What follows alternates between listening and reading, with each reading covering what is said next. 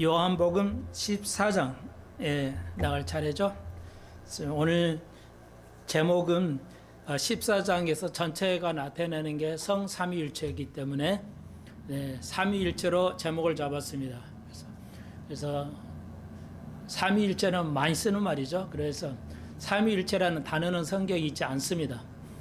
그렇지만 오늘 요한복음 14장에서 성삼위일체, 그래서 우리 기독교에서는 성을 앞에다 붙입니다. 그래서 하나님, 아버지 하나님, 성부 하나님, 성자 하나님, 성령 하나님 이렇게 해서 삼위일체, 그래서 성삼위일체는 구원의 근원이다. 이런 제목으로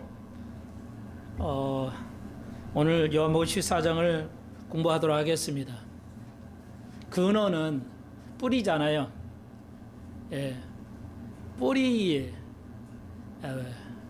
뿌리니까 뿌리는 안 보이잖아요. 그래서 굉장히 어렵습니다. 성삼위일체는 잘 안 보여요. 이해하기도 어렵고요. 오늘 좀 어려울 건데 오늘 좀 집중해서 잘 받아들이시기를 바랍니다. 믿으시면 이해가 됩니다. 손 목사의 말을 하나님의 말씀으로 믿으시면 이해가 됩니다. IQ에 아무 관계 없습니다. 그래서 이 말씀을 잘 깨달을 수 있도록 한 번 더 기도 드리겠습니다. 주님, 오늘 새해 첫 주일입니다. 우리가 새해 늘 다짐하는데 올해 한 해도 후회되지 않게 믿음의 경주를 다할 수 있게 하셔서 찬란한 영광의 멸류관을 얻을 수 있는 수평선 가족들 되게 하시고 어린 생명을 주 안에서 자라게 하시고 지혜와 총명이 자라게 하시고 젊은이들이 믿음에 강건하며 노년에 뭐하는 이들이 믿음의 성숙함을 보일 수 있게 하여 주시고 오늘 한 해 모든 소망이 이루어지게 하시고 오늘 아픔을 가지고 오고 특별히 김현재 집사님 또 근막이 아프다고 해서 많이 고생하는데 이 시간 이 말씀을 통해서 치유함 받는 귀한 시간 되게 해 주옵소서. 예수님의 이름으로 기도합나이다. 아멘.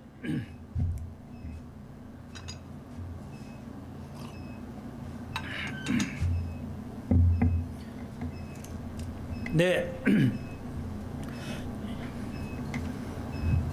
요한복음 14장을 우리가 전체를 살펴보면 금방 말씀드렸듯이 이제 문단을 제가 좀 나눠드려서 세 문단을 좀 크게 나눴어요. 그래서 첫 번째 문단은 하늘. 다른 말로 하늘은 영원하죠. 그래서 여기다 써드리진 않았는데 하늘, 영원을 알아야 되는 것. 새해 우리가 알아야 할 게 있어요. 우리의 삶 속에서 알아야 할 게 있는데 한마디로 압축 하자면 하늘, 영원을 알아야 됩니다. 우리가 배우는 건 다 영원한 거예요. 이 땅에서 잠깐 있다 없어질 것이 아니고 영원한 것입니다. 그리고 두 번째, 하나님하고 예수를 알면 하나님을 알고 하나님을 알면 예수를 알죠. 제자들이 하나님을 보여달라고 그랬죠. 그랬더니 예수님께서 나를 보고도 하나님을 보여달라고 하느냐. 그러니까 예수를 알면 하나님을 아는 것이죠. 예수를 통해서 하나님을 알게 되니까 하나님을 아는 것이 예수를 아는 것, 동일한 이야기가 되죠. 우리가 알아야 할 것은 하나님을 아는 것, 예수를 아는 것입니다.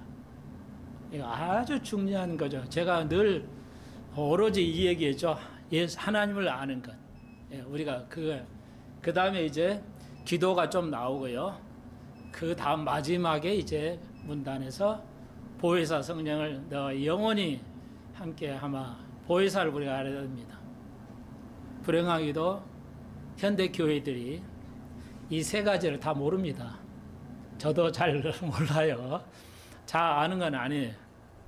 그래서 끊임없이 하나님께 의탁하면서 알아가기를 소망합니다. 올해 새해 여러분은 어떠신가요?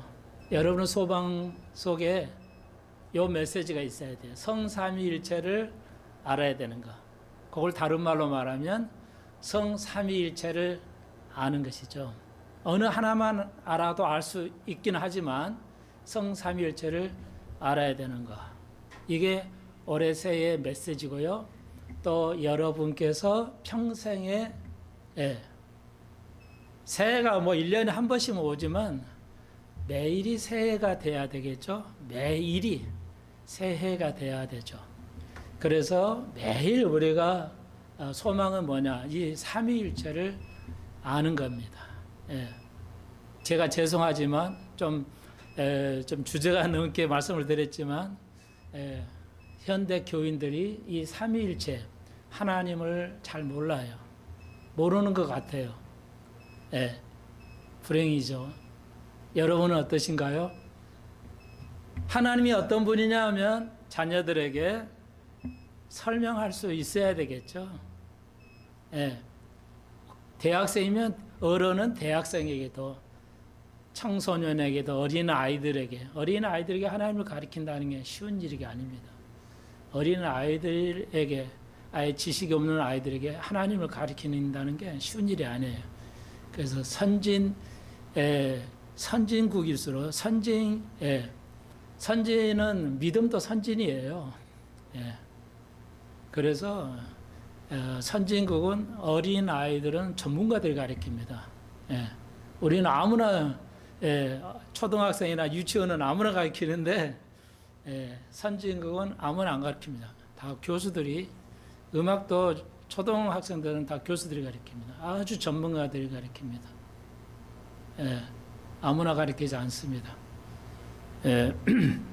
그게 선진 문화의 차이점이죠. 그래서 다시 새해 여러분이 소망하는 거 여기 나와 있듯이 기도하시고 가장 중요한 것은 성삼위일체를 알아가는 것입니다. 하나님을 알아가는 것입니다. 이거 가장 중요합니다. 그것이 모든 교회 목사님들이 대부분 뭐야? 유명한 목사님들 뭐야? 새해에는 잘 믿어서 천국 갑시다. 이렇게 쓴 목사님도 있더라고요. 제목에 예수를 잘 믿어 천국 갑시다.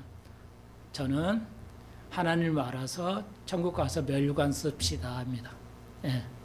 천국 가자만 얘기 아니고 저는 이 땅에서 하나님을 알고 천국 가서 면류관을 쓰십시다. 이게 새해의 저 인사라 할 수가 있겠습니다.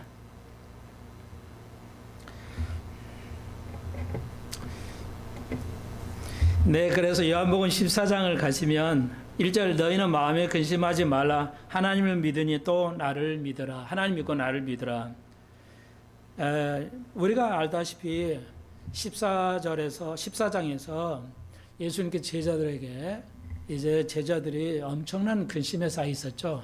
자기의 모든 걸 버리고 예수를 따랐죠. 3년 반을 따랐는데 예수님이 이제 하늘나라에 간다 혹은 죽어야 된다 하니까 이해할 수 없었죠. 정말로 이 우리나라 약간은 이제 옛날 우리는 그런 말 있잖아요. 판사가 참 멋있는 말 있잖아요.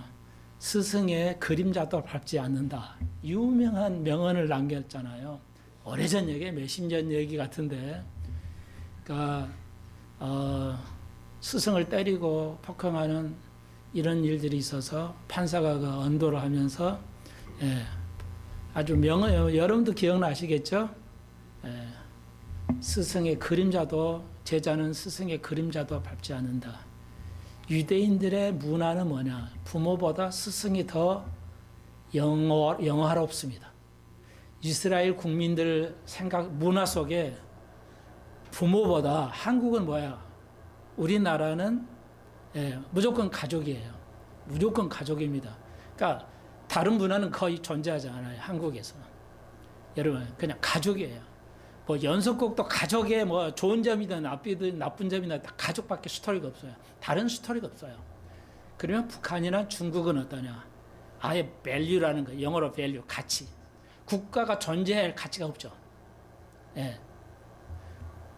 그러니까 국가가 존재할 가치가 아예 없어요. 북한이나 공산국은 사람이 죽어도 뭐 제사도 못 드리게 하잖아요. 지금 중국이에요. 그러니까 우리나라는 중국몽이 많죠. 그 중국을 우리가 어떻게 중국하고 친해야 돼. 가치가 없는데 그런 나라를 숭상한단 말이죠. 예를 들자면, 예, 우리가 이걸 잘 알아야 됩니다, 여러분. 저는 아주 굉장히 절망감을 느끼고 있는데 한국의 문화 속에서 어떻게 메시지를 전해야 할까? 이 엄청난 정말 아무것도 기독교하고 전혀 반대되는 그런 문화에서 이거 어떻게 이걸 가르쳐야 되냐는 그 두려움, 그 암담함 이런 걸 느끼게 되는데요. 새해에 영광이 빛이 비쳐야 되는데 아무튼 그래요. 그래서 우리 문화는 가족밖에 없어요. 가족밖에 없다고요. 그런데 이스라엘 문화의 특이한 점은 그 교육이 있어서 스승은 부모보다 더 영화로운 더 높은 존재로 여기고 있어요. 굉장히 좋은 그 문화죠. 그래서 예수의 제자들이 모든 걸 버리고 예수를 따라하는데 뭐 하늘나라 간다든 뭐 이게 죽어야 된다 이러니까 모든 절망이죠. 그래서 이거 14장 1절에 근심에 빠진 거야. 이거 어찌게 하면 좋냐. 모든 걸 버리고 이분을 따라하는데 이분이 갑자기 없어진다고 하니까 모든 걸 잃을 수, 부모의 돌아가심보다 더한 그 고통이라는 걸 여러분 염두에 둬야 돼요. 우리는 이제 이런 감정이, 이런 그 감각이 없기 때문에 제가 아무리 여러분에게 얘기해도 좀 잘 그 감이 안 오기는 했지만요.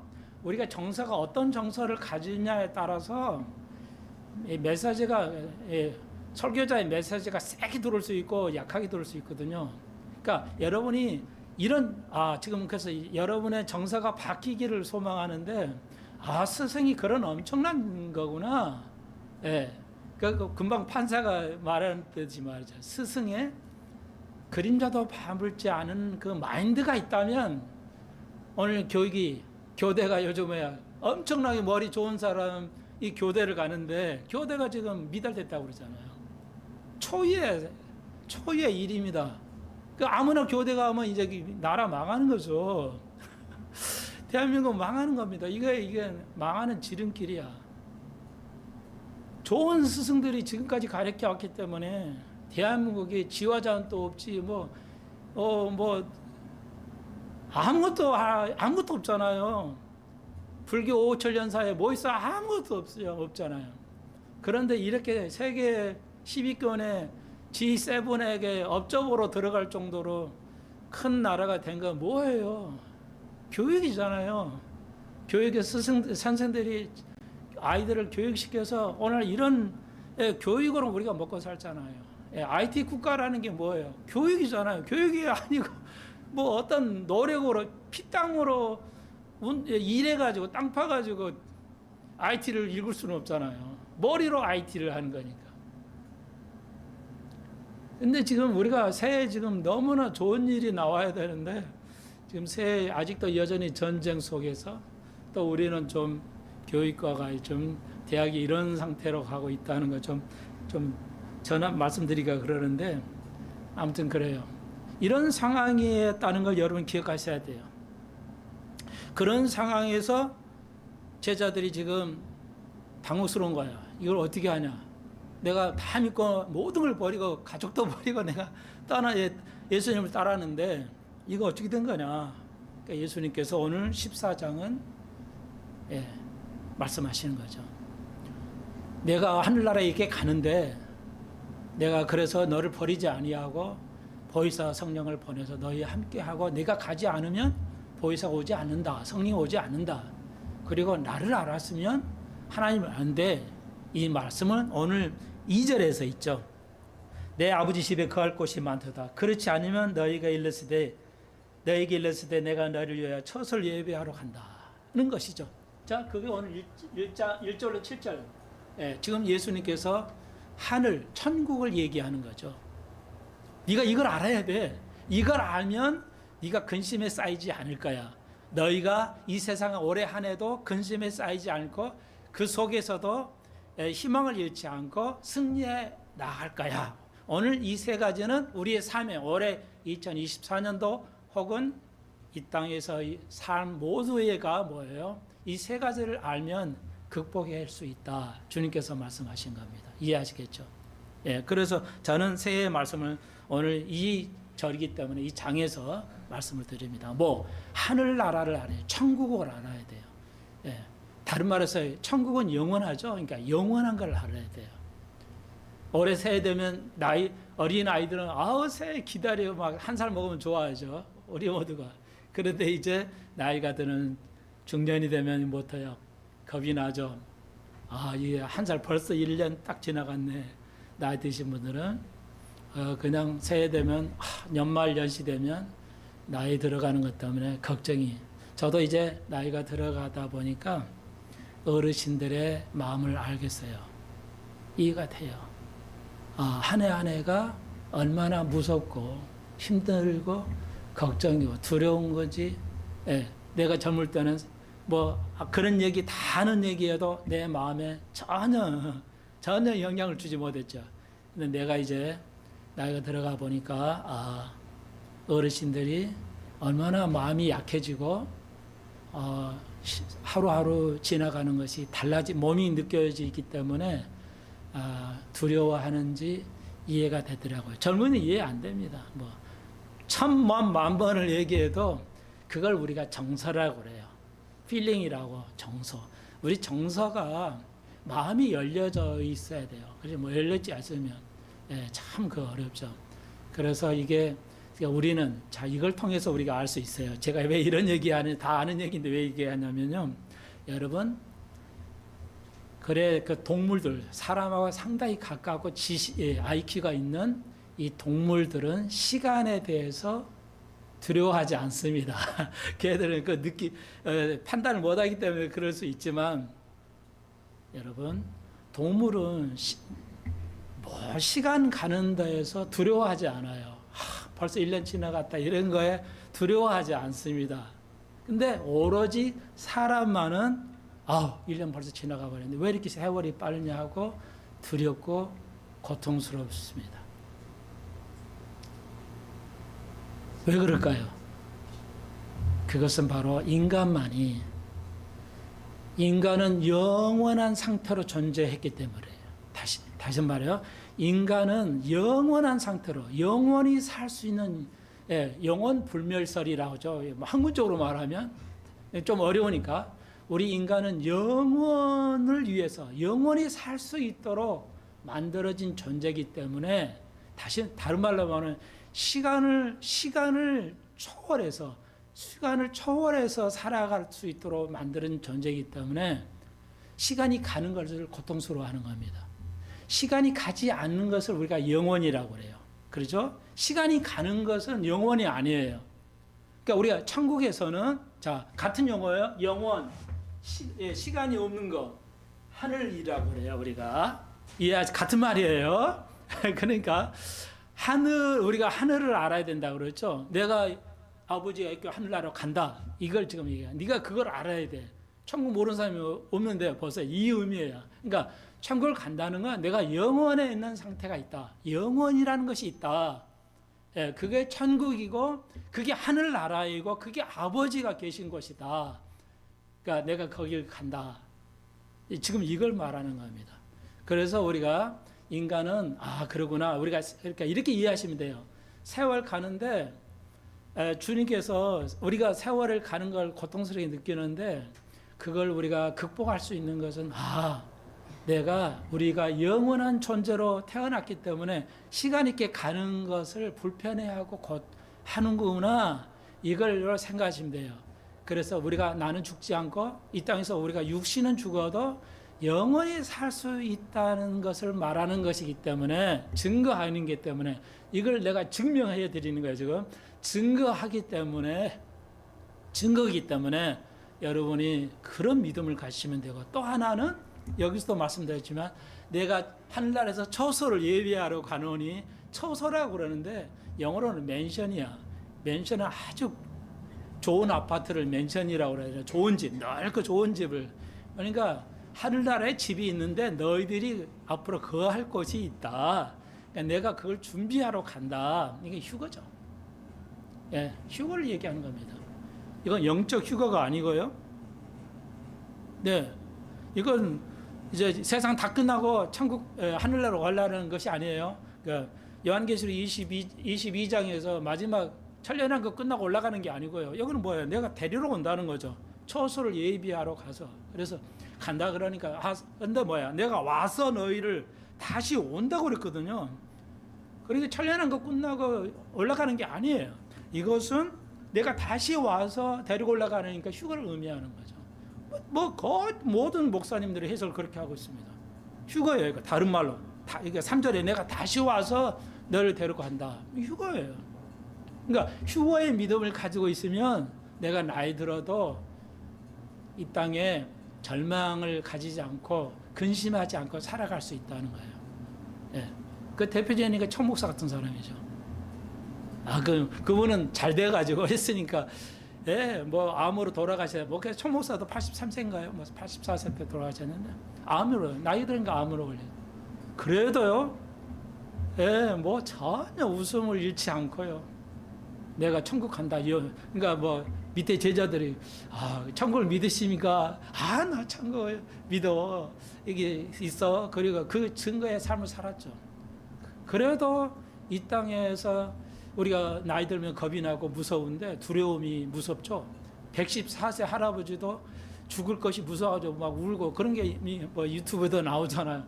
근데 총목사는 아주 담대하게 그렇게 기쁘게 삶을 살으셨죠. 이제 저도 이제 좀 그러니까 나이가 들어가고 하니까 네 우리가 죽어도 이제는 젊은이는 내가 이해해요. 젊은이들 아직 이 땅에 더 살아야 되니까 우리 나이들은 두렵지 않습니다. 주님이 오시기 때문에 내가 살아서 주님이 오시다는 확신을 가지고 있지만 내가 살아 있지 않을 때 주님이 오셔도 오케이. 이 믿음 변치 않고 갈 것입니다. 저희 아버님도 나이가 많으셔서 은퇴하셔가지고요. 목사인데 뭐 마귀를 물리치는 은사가 있었어요.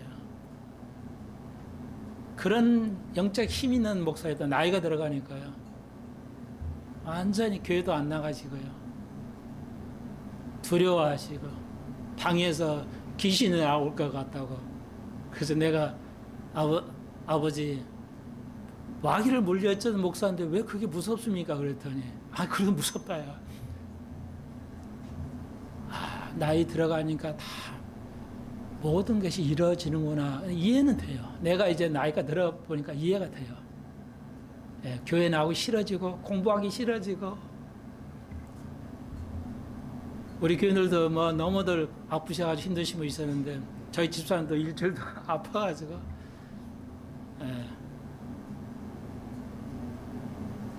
저도 어떻게 할 수가 아파 있으니까 어떻게 할 수가 없잖아요. 하루는 집에 있었어요.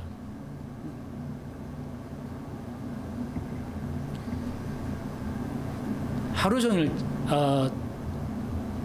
공부만 했죠. 그냥 12시간 그냥 잠자는 거 빼놓고 그냥 공부만.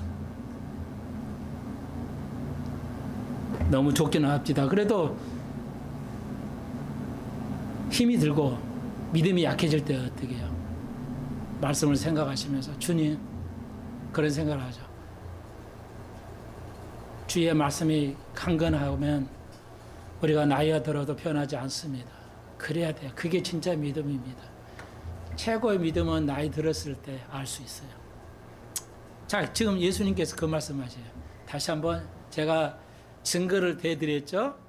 예, 우리가 나이가 들어도 이 세상을 슬퍼하지 않고 괴로워하지 않고 이길 수 있는 뭐예요? 하늘나라가 있다.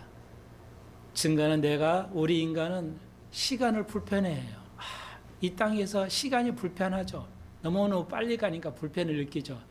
증거가 뭐라고요? 시간이 없는 상태에서 영혼의 상태에서 우리가 살 수 있도록 창조되어 있기 때문에 그렇다는 겁니다. 예, 이해하시겠죠? 예, 그래서 우리가 기도해야 돼요. 주님이 곧 오시도.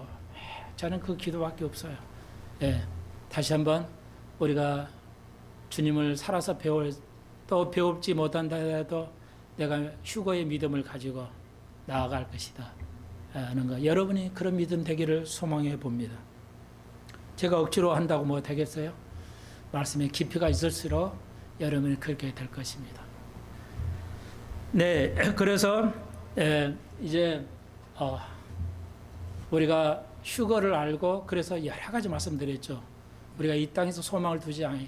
이 땅에 소망을 두지 않습니다. 세상 사람은 왜 이 땅에 소망을 두기 때문에 하늘나라에 소망이 없어요. 그러니까 뭐 별짓을 다 해도 이 땅에서 살다가 잘 먹고 잘 살다 가는 거예요. 세상 사람은. 그러니까 그거 부러워할 필요 없어요. 쳐다볼 필요도 없어요. 그러면 나 집사님 얘기했듯이 이 땅에 보는 거 소망을 보고 그런 사람을 부러워하고 살할 필요 없어요. 그게 진짜 믿음이에요. 어떻게 먹고 어떻게 살고 막 얼굴 뜯어 고치고 여러분 뭐 문제 있으면 고치세요. 그랬더 뭐 제가 뭐라고 하는 거 아니에요. 네, 갈부채플 목사님들 한국 목사님도 막 하면 좋게 하려고 막 얼굴 써서라 그러잖아요. 갈부채플 목사 그렇게 안 합니다. 그런 거. 그런 데 관심 없어요. 오로지 하나님 말씀. 참 그 믿음이 대단해요. 그 사람의 모에는 암 걸려서 내일 모레 하더라도 그 얼굴이 기쁨을 잃지 않습니다. 그런 거 보면 우리가 그런 걸 보고 자라야 되는데, 자, 그래서 여러분 다시 한번 하늘나라는 있다. 그래서 한두 가지만 더. 영혼은 존재하는 것인가? 하늘나라는 있는 거냐? 불행하기도 미국 교회에 50%가 넘는 목사님들 50% 넘는 목사님들이 하늘나라 영혼을 믿지 않는다잖아요. 우리가 크리스마스 말씀드렸을 때 동년의 탄생 목사님들이 현대교회 목사님들이 미국 목사님들이 50% 이상이 안 믿어요. 그렇다면 하나님은 살아계시고 하나님은 신이시고 하나님은 영원하고 하늘나라에 있다. 천국 지옥이 있다. 안 믿는 사람이 50% 이상이라니까요. 지금 그런 시대예요. 마지막 시대. 노아 시대. 주님이 가까울 시대인가 분명해요. 그러니 교회는 어쩌겠어요. 교회에 나올 뿐이지. 뭔가 안 나오면 안 될 것 같으니까 나올 뿐이지.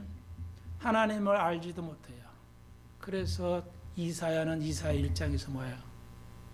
하나님의 탄식을 얘기하죠. 하나님의 음성을 듣고 얘기하죠.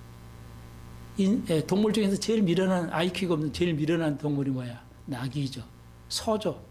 개는 굉장히 IQ가 5살 정도 IQ라잖아요. 개는. 그러니까 개는 눈치 뭐 사람과 똑같죠. 5살 사람과 비슷하니까 말만 못할 뿐이지. 그렇지만 소는 너무 미련해요. 그러니까 그런데 그걸 비유들죠. 이렇게 미련한 소도 나귀도 주인은 알건만은 내가 이스라엘을 이렇게까지 양육한 이스라엘은 나를 모른다고 하나님이 한탄하신 걸 알죠. 지금 시대가 그래요. 교회 이렇게 많이 꽉꽉 차 있는데도 하나님을 모릅니다. 왜? 관심이 없어요. 세상의 것만 관심이 있어요. 내가 어떻게 건강하게 살까?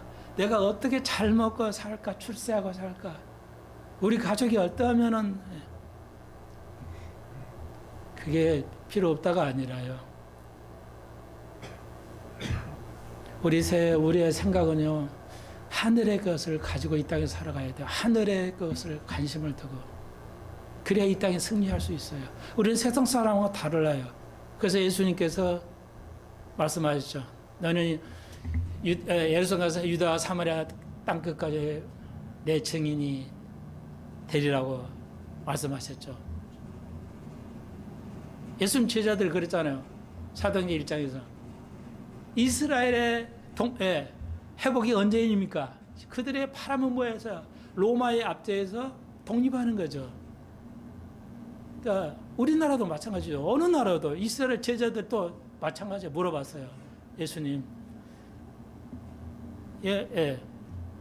이제 이스라엘의 회복, 그러니까 이스라엘 독립은 언제 있습니까? 그러니까 너는 그거 알 바 아니고 땅끝까지 이른 내 증인의 삶을 살아라 이게죠. 올해 한 해 여러분 다시 제가 성경 그대로 질문합니다. 예수님의 무료를 물어보셔. 올해도 너희가 내를 증인이 돼 삶을 살아야 된다는 거죠. 예. 내가 예수의 증인이 돼. 쉽죠? 증인, 증거, 증명 다 같은 말이에요. 증자가 들어가니까 다 같은 말이에요. 언어가 같은 말이에요. 내가 증인의 삶을 살아요. 내가 예수를 증명하면서 살아가는 거야. 그게 뭐야? 여러분 각자가 우리 각자가 뭐야? 세상살이 보면 자기가 하나님으로 보이네. 제가 예수님이네. 당신이 예수처럼 보라. 세상 사람은 좀 다르네. 이런 삶을 우리가 말과 행동에서 우리 예수 믿는 사람의 말과 행동에서 뭐야? 세상 사람에게 다르게 예수님처럼 하나님처럼 하나님을 대신해서 보이는 것처럼 살아가는 거. 그게 예수의 증인이잖아요. 그런데 어느 정도로 온전하게.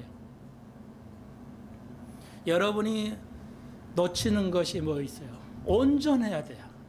믿음이 온전해야 돼요. 모든 게 온전해야 되는데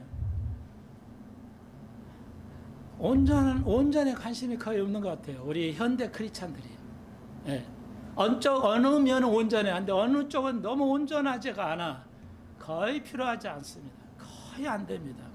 그러니까 여러분의 가족에서도 직장에서도 친구의 사업에서 인간관계에서 하나의 극단적 예가 되는지 하나 예를 들어볼게요. 이거예요. 새해 하나님 원하시는 게 이거예요. 증인인데 온전이라는 거예요. 온전히 안 한 게 뭐냐면 이런 거죠. 극단적이 아니라 가장 쉬운 거 아니에요. 봅시다. 우리가 교회에서 모이면 어때요? 한국교. 이걸 수고해서 목사님은 설교 수고하셨습니다. 감사합니다. 혹은 뭐 집사님 뭐 청소하고 뭐 해서 안내해서 뭐 자동차 안내해서 수고하셨습니다. 이러잖아요. 그렇게 잘해요. 친절하게. 예수의 증인의 삶을 살아요. 교회에서는. 근데 이런 거 있죠. 아침에 버스를 타고 출근을 한다 합시다. 예를 들어서 그러면 여러분 그 수고하잖아요. 나를 직장까지 태워주는 그 버스 운전사나 택시 운전사라고 봅시다. 에게 수고하십니까? 여러분 말 한 자리 인사라도 하십니까? 저도 시간 안 했는데 지금은 해요. 교회에 와서는 하는 것은 좋아요. 근데 왜 세상에서는 안 하냐는 거예요. 그 간단한 거예요. 우리 문화가 그래요. 우리 문화가 절대 친절하지 않습니다. 그러니까 어디에서는 친절해요. 그러니까 식당에서 내가 직장이 그거면 친절하죠. 직장이면 친절하게 하는데 예. 여러분 그 버스 운전사에 그러니까 제가 버스 탈 때는 여기서 우리 6512를 타잖아요. 뭐 1년에 한 번이나 탈까요? 두 번? 타면 수고하십니다 하면 하고 타요. 그러면 멍해요. 아무도 안 하는데 하니까 좀 창피하고 불편하지만 여러분 한번 해보십시오. 나를 거기까지 필요한 데 태워다 수고하잖아요. 그게 예수의 증인이에요. 뭐 다른 것도 증인이지만 예를 들자면 그런 거 하나라도 하시는 것이 한국 교인들이 세상 사람 말고 한국 교인이 이렇게 한 사람도 없죠.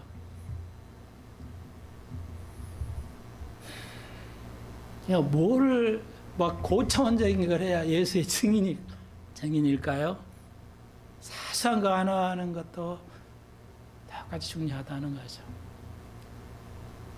그러니까 젊은이는 창피해서 문화가 아니니까 한다는 거 불편하죠. 그래서 예수를 믿는다는 것은 힘든 일입니다. 예수의 증인을 사는 것은 힘든 일이에요.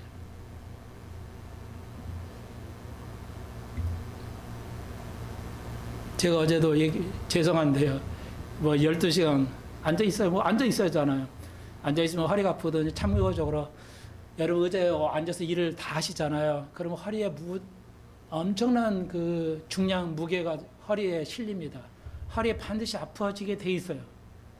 그래서 서셔서 일을 하다가 또 앉으시고 가능하면은 누우세요. 5분이라도. 그러시면 그 절대 허리는 안 아픕니다. 허리가 아프신 분들은 절대 운동 안 해도 생기는 거예요. 그러니까 어떤 운동이냐, 아무 운동이 아니고 허리에 앉으면 허리가 무지하게 중량의 허리가 무리가 갑니다. 그러니까 서 있다가 아무리 정확한 자세라도 1시간 이상 하시면은 무리가 옵니다. 올바른 자세도. 그러니까 그 자세를 바꿔줘야 돼요. 바꿔서 함으로써 허리의 근육이 다른 근육이 쓰게 해야 돼요. 그러니까 여러분 12시간 공부하려면 애들 죽죠. 못해요. 저는 왜 12시간 할 수 있냐. 그러니까 중간중간에 누워요. 침대에 그냥. 허리 무리가 오지 않도록. 한 5분, 10분 누웠다가 또 일어나서 공부하고 또 일어나서 누웠다가 그렇게 하니까 허리가 근데 저는 또 이게 안락 의자라 굉장히 좋습니다. 한 5시간 앉아 있어도 견딜만 해요. 내 나이는. 젊은이는 뭐 12시간 아무 문제 없지만 우리 나이들은 그러면서도 성경을 계속 공부해 가야 돼요. 내가 필요한 아이들을 가르칠 때 필요한 것을 공부해야 돼요.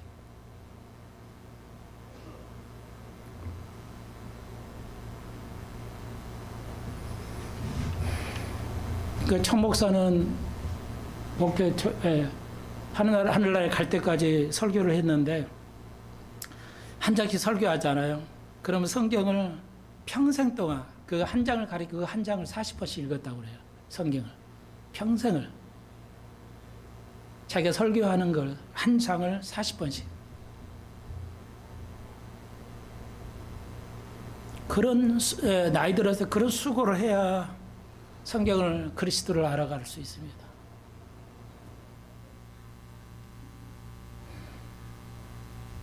한국은 이러면 안 돼요. 너무 몰라요. 이스라엘도 하나님 모르고요. 개신교도 하나님 너무 모릅니다. 너무너무 몰라요. 왜? 관심이 없어요. 예. 저같이 노력을, 나도 뭐 엄청난 노력은 아닌데, 저같이 노력해야 조금 이해할까요? 그래서 어떤 신학자가 말합니다. 하나님을 알아가는 것은 어떤 거냐. 그걸 비유로 설명했는데요. 인간이 하나님을 알아가는 것은 바늘구멍으로 하나님이란 그 엄청난 큰 걸 바늘구멍으로 뚝 뚫려가지고 보는 정도라고 그랬어요. 멋있게 잘 표현했죠. 신학자가, 어떤 신학자가. 그러니까 바늘구멍 정도로 하나님을 세계를 바라볼 수 있다. 그 정도로 우리가 하나님 세계가 넓어요. 그렇지만 성경을 통해서 66권을 주셨기 때문에 이걸 통해서 끊임없이 성경을 연구할수록 새 것이 보입니다. 여러분의 자녀들이 공부를 잘 할 수 있으려면 한 문제를 5번, 6번씩 풀어보잖아요. 그렇게 해야 돼요. 아이들이 한 문제를 가지고 5번을 풀어봐야 돼요. 내가 풀 수 있을 때까지. 여러분 또 저도 그래요. 읽다가 이 뜻이 뭐였지? 제가 경험을 얘기해 볼까요? 14장 14장에서 6절에 4절에 내가 가는 곳을 너희가 그 길을 알 것이다. 그랬더니 도마가 어떻게 압니까? 그 길이 어떤 길인지 우리가 어떻게 알아요? 모른다는 거야. 그랬더니 6절에 내가 곧 길이요 진리요 생명이니 나로 말하는 자가 하나님을 알 수 없다. 이게 뭔 말이에요? 이 말은 알아요. 내가 길이요 진리요 생명이니 나로 말하는 자가 하나님의 아버지에 갈 수 없다. 이 말이 뭔 말이에요? 아이들에게 설득할 수 있나요? 설명할 수 있나요? 또 여러분이 여러분이 그러면 안 되면 막 뒤져보고 성경을 이걸 계속 읽어봐야 돼. 14장을 막 계속 읽어봐야 돼. 여러분 내가 길이요 진리를 모르는 사람 어디 있어? 그런데 이 뜻이 뭐예요? 예수님이 왜 이거 하셨? 이 말씀을 왜 하셨냐? 이렇게 뭐야? 이런 질문을 해야 돼. 그리고 이걸 계속 읽어봐야지. 안 되면 뭐 저한테 예배 끝나고 물어보시든지. 물어보는 더 창피하지. 한국 문화는. 그러니까 한국 문화에서는 기독교가 뿌리 내릴 수 없다는 것이 내 지금 요즘에 느끼고 있어요. 이 암흑을 어떻게 헤쳐가야 되냐, 주님. 이 암흑 같은 세상에서 어떻게 빛을 받쳐줘야 되냐.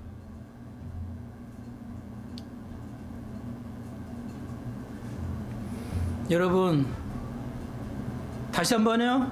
내가 길이요 진리요 생명이 나로만 아버지를 올 자가 없다. 이게 뭔 말이에요?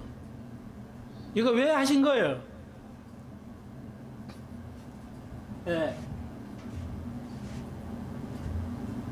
자, 여기 보세요.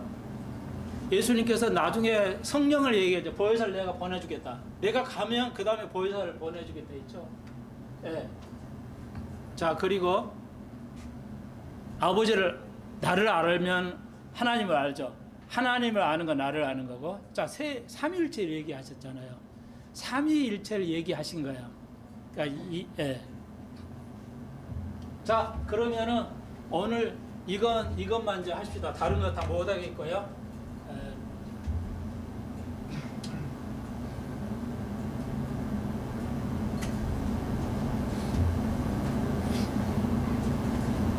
우리가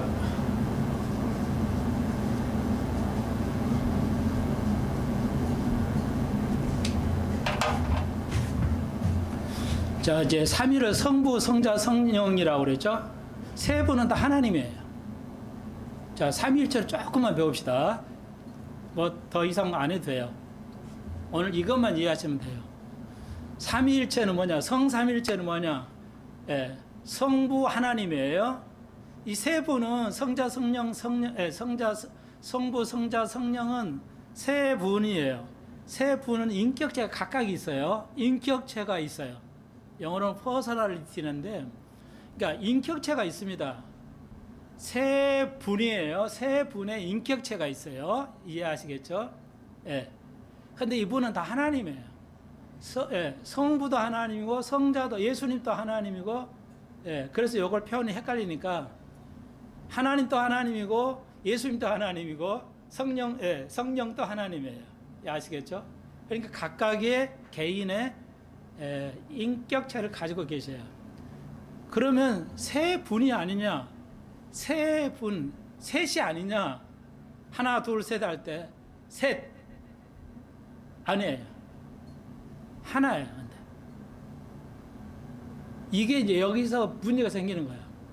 이것 때문에 다 이단으로 빠져요. 그러니까 기존의 교회들도 자기가 이단인지를 몰라요. 목사님들이. 자기가, 이단은 뭐, 여기저기 이단이야. 이렇게 하는데, 자기도 설교를 이렇게 제도 이렇게 나와서 삼일째 나오면서 그거 해가지고 유튜브 보면 목사 자기도 틀려요. 상당히 이단적이야. 그러니까 이거 잘 배워야 되는데, 그러니까 대충 배우거나 아무렇게 생각하면 안 돼요.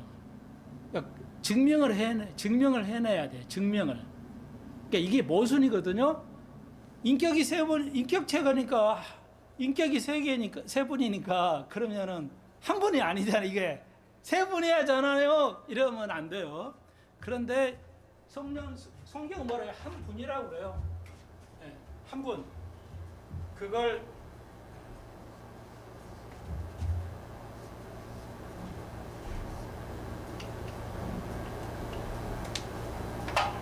히브리어예요. 예, 에하드 이렇게 돼요.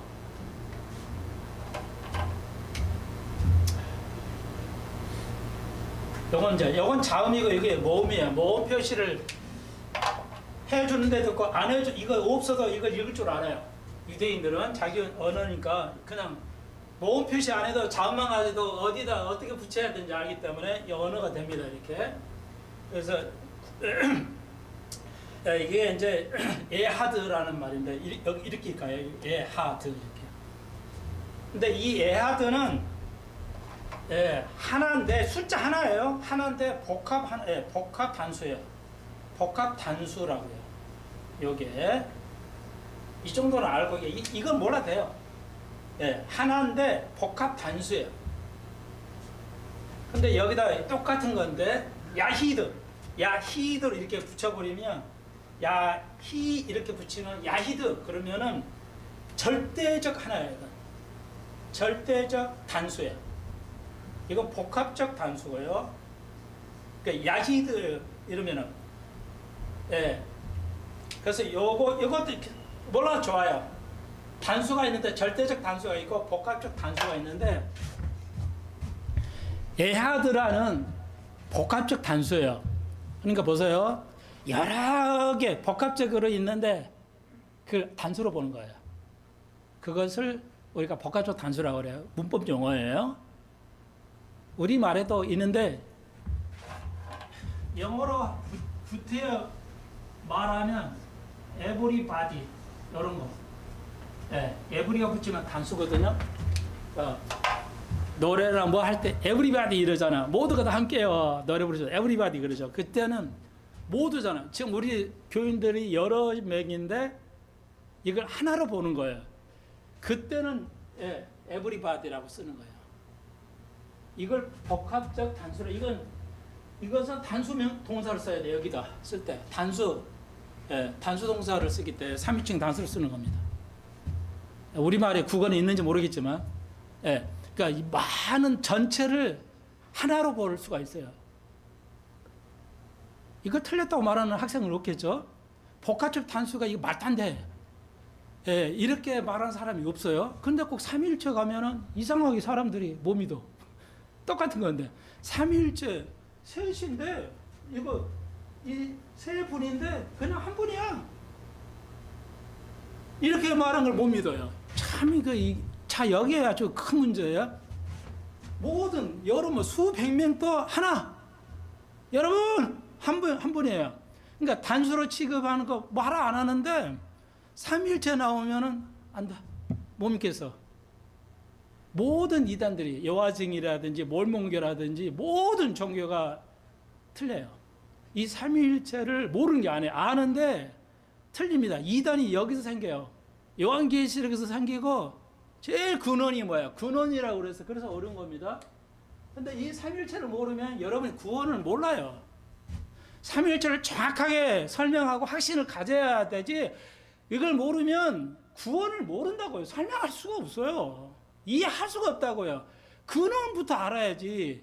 근원부터 알아야 그 다음 뭘 알지. 근원을 모르는데 어떻게 알아요? 근원을 모르는데. 그렇잖아요. 우리가 알 때. 뿌리를 알아야 줄기에서 뭐 열매가 없고 이거 알지. 뿌리를 모르는데 어떻게 뭘 이해하겠어요? 상식이잖아요. 이해하시겠죠? 똑같은 거예요. 삼위일체나 이거 그러니까 그래서 에하드라는 복합적 단수를 쓰는데 야히드라는 절대적 단수는 성경이 없어요. 실제 이스라엘 언어는 있는데 성경에서는 쓰지 않습니다. 성경에서는 단 한 번도 없어요. 그러니까 하나님을 표시할 때 여호와가 내가 하나라 할 때 그 하나라는 건 숫자 하나를 말해요. 그러니까 근데 이 숫자가 아니라는 목사도 있어요. 그러니까 이러면은 완전히 또 이단성이거든요. 근데 본인 또 다른 이단을 지적하면서 본인 또 이단적인 발언을 해요. 그냥 모르는 거예요. 판단이 떨어져.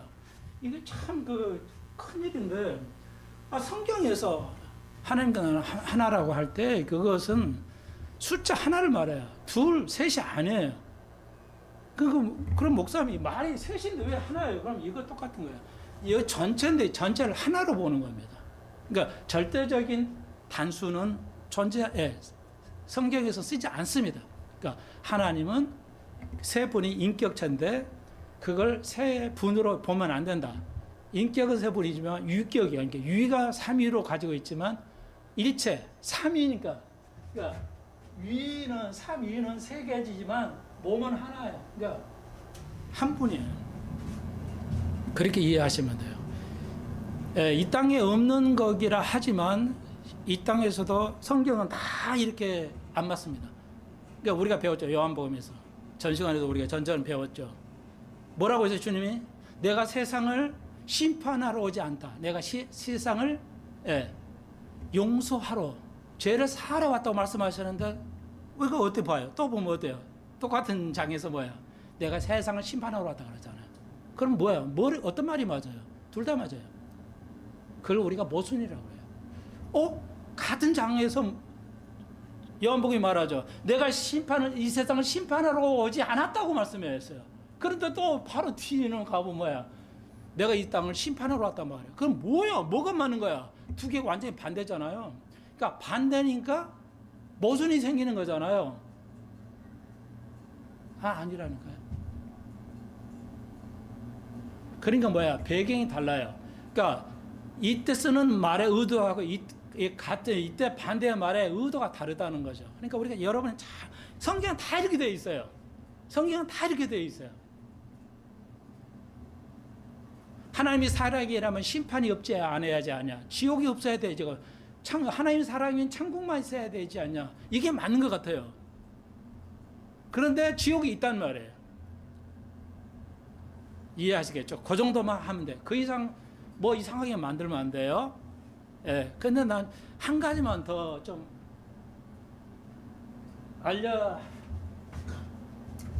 네. 이거 아주 중요한 거예요. 저는 오늘 구원의 근원만 얘기하려다 보니까, 예. 절대적인 삼위일체는 절대 구원인데, 이 정도만 하고요. 자, 이거 하나만 더 해봅시다. 자, 봐요. 여기 구멍이 뚫려서 이 촛불이 있어요. 얘를 빛이 있어요. 빛이. 예, 여기 슬릿이라고 그러는데 이제 여기에 막이 있어요. 그러면 여기서 빛을 하나를 쐈다 해봅시다. 빛을. 이게 슬릿이라 해도 여기 작은 구멍을 뚫고 빛이 지나가는 건데 여기에 이제 맺히겠죠, 이렇게. 예. 당연히 요 슬릿을 요 빛을 하나만 쐈다 봅시다. 여기에 통과하는 게 이거 뭐 바늘구멍보다 훨씬 더 적게 해가지고 예를 들면 그럼 빛이 하나만 통과하면 여기에 빛이 하나만 빛이야 맞잖아요. 그런데 과학자들이 발견했어요. 빛을 하나 쐈는데 여기 빛이 하나 비춰야 되는데 여기 여러 개의 빛이 비치라는 것을 발견했어요. 이걸 양자학이라고 그러는데 양자역학이라고 해요. 예. 아무도 이해 못해요. 예, 저도 이해 못해요. 이 정도만 좀 수박과 닦기만 하는 건데 양자역학에서 이걸 연구해냈어요. 발견했어요. 구멍으로 뚫고 지나갈 수 있는 빛이 하나인데 맺히는 상은 여러 개가 맺혔다는 거예요. 하나가 통과했는데 왜 맺히는 건 여러 개가 있냐고요. 이거요. 그러니까 한 분인데 서로 다르게 존재할 수 있어요. 한 분인데 다르게 존재해요. 예. 여기 유의가 있어요. 한 분이 예수님이 되었다가 한 분이 하나님 됐다. 이거 아니에요? 이거 이단입니다. 아시겠죠? 한 분이 예. 이게 다 그러니까 하나인데 유의가 세 개인데 한 분으로서 존재할 수 있는 가능성을 보여주는 게 이 보이지 않는 세계. 하늘의 세계는 이렇게 되어 있어요. 자, 증거를 제가 여러 개 됐습니다. 그렇게 그쯤 이해하시면 돼요. 자, 그런데 여기만 이제 성삼일체의 구원의 근원인가? 예수님 금방 말씀하셨죠. 내가 길을 셀매 나로만 알지 않고 하늘나라에 갈 수 없다고 그랬죠. 우리가 알죠. 예수님이 아니면 하늘나라에 갈 수 없죠. 하나님도 가능하지 않아요? 신학적으로 하나님도 우리를 구원할 수 없습니다. 하나님이 할 수 없는 거 있어요? 거짓말 할 수 없어요. 하나님은 거짓말을 할 수 없는 분이에요. 맞아요. 그리고 하나님은 전지전능이에요. 맞아요. 우리가 알아요. 근데 신학적으로 제가 이해를 돕기 위해서 하나님 우리를 구원할 수 없습니다. 금방 여기 있대. 예수 그리스도를 통하지 않고는. 그러니까 삼위일체가 존재하지 않으면 인간은 구원할 수가 없어요. 이해하시겠죠? 간단하게 그냥 어렵지 않아요. 간단해요. 그러니까 하나님 있고요, 예수님 있고요, 성령이 있어요. 자, 하나님이 구원이 있는데 인간을 구원해야 되는데 하나님으로는 할 수가 없어요. 이건 안 돼요. 이게 돼요. 왜요? 하나님께 인간은 만날 수가 없어요. 왜? 하나님은 죄가 없으면 인간은 죄가 있기 때문에 우리가 보면 죽어요. 그래서 이스라엘 사람들이 예수를 인정하지 않은 겁니다. 지금까지 4,000년 동안 무려 4,000년 동안 예수를 인정하지 않아요. 왜? 하나님도 하나님 인정한다 하시면 사실 하나님 모른다고 있고요. 왜요? 인간은 죄인인데 어떻게 하나님의 신이 인간으로 올 수 있냐? 이거죠. 그래서 유대인들은 지금도 예수를 신약을 안 믿어요. 구약밖에 안 믿어요. 이해하시겠죠? 여기 좀 써놔야 되겠죠. 몰몬교, 여호와 증인, 그 다음에 알라신 같은 게 있죠. 알라신 믿는 뭐 있죠. 마호메트. 그 다음에 양테론이라는 게 좀 어려운 말인데, 양테론 이런 말이 있어요. 자, 우리는 이제 알죠. 그래서 그러니까 삼위일체가 아니고 하나님의 한 분만 있다면, 그러니까 알라신은 절대적인 한 분이에요. 알라신이 믿는 것은 하나님을 우리 같이 믿는 하나님인데 다른 하나님 믿기는 하지만 원래는 뭐야? 구약을 뭐야? 알라신도 마호메트도 그러니까 모세 믿고 모세 믿는 하나님 믿어요. 근데 우리가 같은 하나님은 아닌데 절대적 하나님 뭐예요? 다른 신은 없다고 봐요. 알라신은 그러니까 완전히 그 종교죠. 그러니까 단신론을 믿어요. 유일신. 우리가 믿는 신은 뭐예요? 그래서 다른 말로 유일신이라고 그래요. 신이 유일한 하나밖에 없는 유일신을 믿어요. 우리는. 자, 근데 당연해요. 마호메트 중동에도 알라신을 믿는 그 종교가 절대적 그 신을 믿어요. 근데 그것은 삼위일체를 인정하지 않기 때문에 오류가 있다는 거죠. 알라신을 믿어서 구원받을 수 없어요. 하나님이 한 분만이에요.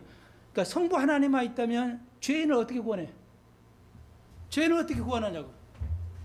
예수는 인간이 돼가지고 천혜를 통해서 인간을 돼가지고 들어오셔서 인간을 대신해서 죽기 때문에 구원이 가능해요. 그래서 이거 예수님 말씀하세요. 내가 길이요 산이 내 길이야.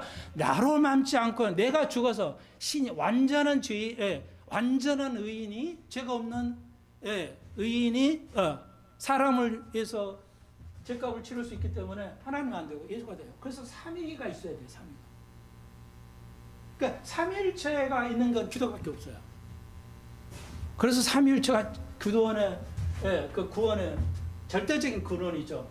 이제 이건 아시죠? 우리가 신학적으로 알죠? 하나님 그러면은 자연이 있죠. 자연신론도 있죠. 이거 같은 말이긴 한데 자연. 세상 사람이 그러죠. 자연이 이렇게 아름다워. 자연은 유대한 거야. 그거 하면서 알죠. 그러니까 다 종교를 믿은 거예요. 자기는 안 믿는다. 자연이라는 종교, 자연이라는 신을 믿어요. 자연신은 뭐냐? 자연신은 왜 오류가 있어요? 자연이 봐라. 이 자연이 얼마나 아름답고 유대하냐. 근데 우리는 그렇게 하면 안 돼요. 내가 왜 자연을 여행을 좋아해요? 여행 가서 보면 다 하나님 만드신 거야. 나는 자연이라는 생각도 꿈에도 생각 안 해요. 하나님 이 아름다움을 만드신 거야. 인간에게 하나님이 이것도 만들고 저것도 만드신 거야. 자, 그러면 자연신론이 뭐야? 왜 안 돼요? 자연신은 초월이거든요. 초월적인 신이에요. 독일의 깔발트라는 학자가 있었는데 깔발트는 하나님은 초월적인 하나님이라고 믿었어요. 내재 하나님을 인정하지 않았어요. 자기가 죽을 때는 인정했지만. 그러니까 초월적인 거 뭐냐? 인간하고는 교제가 없어. 이 자연신론이라는 건 어떤 자연이란 이름을 모르니까 자연신이라 붙여서 자연신인데 그 인간을 만들어서 그 자연의 법칙으로 작동만 하게 했지 인간하고 만날 수가 없어. 만나지 않아. 대화도 안 하고 그냥 이 지구 우주를 만들기만 했어. 그리고 자연의 법칙에 따라서 움직이기만 한 거야. 그게 자연신론이에요.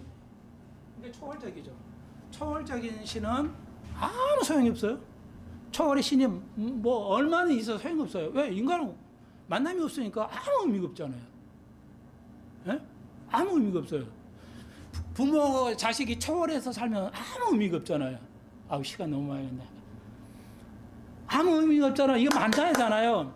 그래서 칼발트가 신학적으로 초월적, 하나님이 초월이다. 우리가 상상할 수 없는, 만날 수도 없다. 죄인이니까 이렇게 했다가 죽을 때는 내 속에 그리스도가 들어왔다 이제 고백했는데, 자, 그런 거예요. 근데 자연신은 오류가 있죠. 이런 오류가 있어요.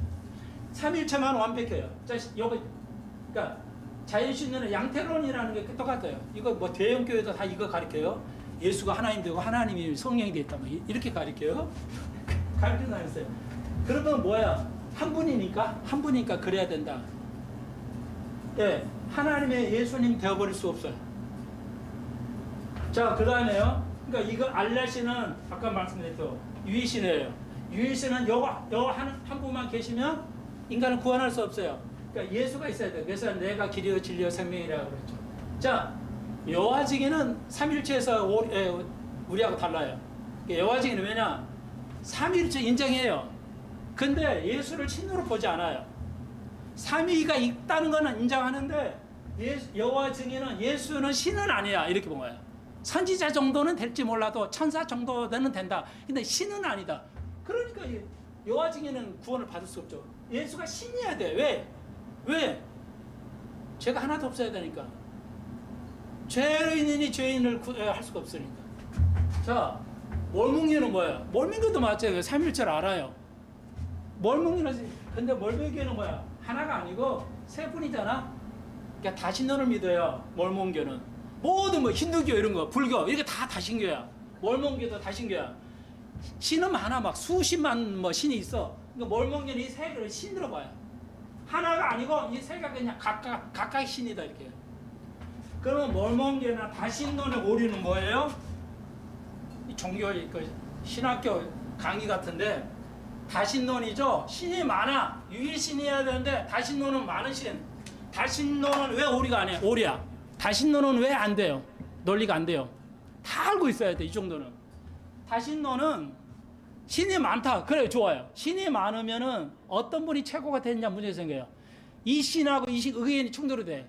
이 신은 사랑을 베풀라니 이거 심판을 하려고 그래. 그러면 누가 더 옳은 거지 어떻게 알아요? 최고가 더 있어야죠. 근데 다신이면 결정론이 안 된다. 이건 옳게 생겨요. 그래가지고 결정을 할 수 없게 돼요. 문제가 생긴다는 거 이해되시겠어요? 다신론의 문제는 이거야. 그래서 문제가 생겨요. 신이 많으면 어떤 사람이, 그러니까 누가 윤리를 결정해서 그 윤리가 누구 거냐 이게. 그 위에 하나님이라면 또 어떻게? 그분은 또 누구를 믿어야 되냐 이런 문제가 생겨요. 그러니까 자연신도 마찬가지예요. 우주만 만들어 놓은 거 작동만 하고 윤리는 어디서 하냐? 윤리는 인간이 만들 수가 없거든요. 그러니까 이 자연신론이 세상 사람이 자연신론 논리가 없어요. 논리가 안 맞아. 논리가 없어요. 다신론은 신끼리 싸움이 생길 수밖에 없죠. 누가 더 높냐? 누구 걸 믿어야 되냐? 이런 문제가 생기기 때문에. 근데 금방 말씀드렸죠. 이 세 분은 성부, 성자, 성령은 뭐야? 똑같습니다. 능력이 똑같아요. 어떤 한 분이 더 위를 가지고 있지 않습니다. 동일하신 분이야. 이해하시겠죠? 그런데 우리가 그걸 한 분이라고 보는 거죠. 그러니까 예수가 아버지 부를 때는 성부에게 기도하는 거예요. 본인 자신이 하나님이지만 성부에게 인격을 하는 거지. 야 따로 있냐? 그러면 두 분 아닌가? 이게 아니에요. 하나지만 셋, 넷, 다섯, 여섯. 그러니까 하나님은 한 분이지만 수십억의 인구에 다 들어갈 수 있어요. 양자 역학으로 보면 다시 한번 하나님은 한 분이지만 수만 명에게 동시에 들어가 계실 수 있어요. 연합될 수 있어요. 왜? 양자 역학에서 그걸 이제 알게 됐어요. 20세기 양자 역학에서 제가 증거로 삼았잖아요. 증거를 댔잖아요. 그 말에 아시겠죠? 기도드립시다. 주님, 우리가 여러 가지 신론을 배웠는데 기독교에서 말하는 삼일체만이 온전한 논리 있는 것을 우리가 알았습니다. 유의가 세 분이고 한 분이어야만 된다는 것. 세 분이 따로따로만 존재한다면 다신론으로 가버리고 오로지 유일 단신으로 가더라도 신은 인간은 만날 수가 초월적인 하나는 만날 수가 없기 때문에 내재하는 신은 예수 그리스도만이 우리 속에 들어오시는 거예요. 그러면 삼일체는 완벽한 이론인 걸 우리가 배웠습니다. 그러므로 이걸 잘 이해해야 구원이 어떻게 이루어가는 과정인지를 우리가 압니다. 왜 세상은 헛것이고 그리스도를 모르는 자, 깨달아가지 못하는 자는 멸망하는 짐승과 같다고 시편 기자가 말한 것을 우리가 알게 됩니다. 짐승은 영혼을 모르는 것이고 짐승은 잠깐 있다 없어지는 거지만 인간을 하나님을 깨달지 못하면 짐승처럼 유한의 세계로 들어간 것을 알게 됩니다. 주님, 오늘 삼위일체를 알므로써 구원의 확신을 가지고 갈 수 있게 해 주옵소서. 예수님의 이름으로 기도합니다.